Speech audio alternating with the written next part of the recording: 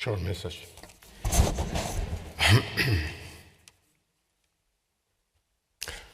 This award is both a great and a humbling honor, especially to an institution that meant so much to a great journalist, Enrique Sileri, a mentor, a friend, an inspiring boss who was IPI's chairman in the last part of the 1980s. This award makes me also look back with a tinge of wistful nostalgia to my nearly 45 years of journalism and with admiration at the 75th anniversary of the International Press Institute. In normal times, both numbers, the 45 and the 75, express longevity, usually associated with peace rather than turbulence or danger. But as we all know, turbulence and danger is what independent journalism faces now all over too many places in the world. Press freedom is not only attacked under dictatorships or authoritarian regimes. Democracy is receding under aggression, even in places we wouldn't have expected it to happen. Disinformation, which can be roughly defined as lies disguised as truths, is rampant, all too often acquiesced as a fact of life by diplomats, politicians, university leaders, even journalists. When we try to look for parallels of this, we end inevitably looking at the previous century, at how the world was in the 1920s, especially in the 1930s, when weak democracies were taken over, often through the vote, by totalitarian, brutal regimes who not just conquered the states, but also the minds of the people through propaganda and disinformation. We know what it took to defeat the forces of evil. The past is not a very precise mirror, but there are too many similarities, too many analogies to ignore.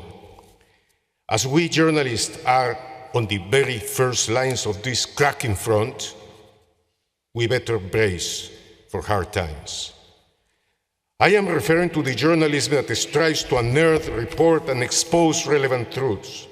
Report those truths that powerful organizations or individuals need to keep hidden. This journalism is the one facing existential danger in many places. So we should approach our imperial longevity finding out how to defend successfully against the enemies of democracy and the free press. Looking through the mirror of the last century, we can listen to or read some hard-won insights gained in extremely hard times.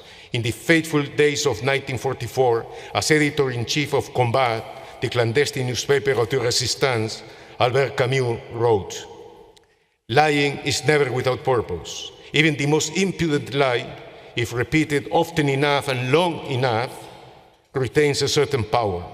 But stating the truth is enough to repel the falsehoods."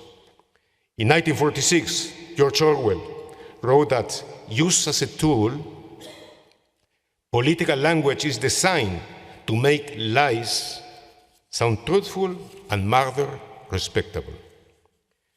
And in his 1970 novel lecture, Alexander Solzhenitsyn spoke about the close complicity of lies with violence.